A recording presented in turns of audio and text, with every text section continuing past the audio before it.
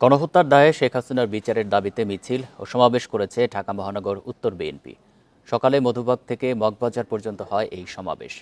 এ সময় নেতারা দ্রুত শেখ হাসিনাকে দেশে ফিরিয়ে এনে বিচারের আওতায় আনার দাবি জানান। মহানগর উত্তর বিএনপির আহ্বায়ক সাইফুল আলম নীরব বিডিআর বিদ্রোহের ঘটনায় শেখ হাসিনাকে প্রধান আসামি করার দাবি জানান। বলেন, হেফাজতের আন্দোলনেও গণহত্যা চালায় শেখ হাসিনা।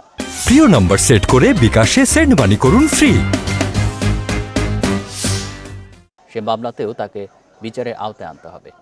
পরে বিএনপির নামে যারা চাঁদাবাজি বা অরাজকতা সৃষ্টি করছে তাদের পুলিশের হাতে তুলে দিতে দলের নেতাকর্মীদের প্রতি আহ্বান জানান।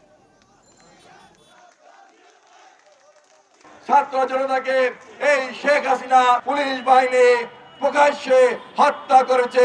অবিলম্বে সেই ঘটনায় শেখ হাসিনা সহ স্বরাষ্ট্রমন্ত্রী সহ আইজি, পুলিশ কমিশনার সহ সমস্ত এই ঘটনার যেসব কর্মকর্তা জড়িত অবিলম্বে তাদেরকে গ্রেপ্তার করতে হবে।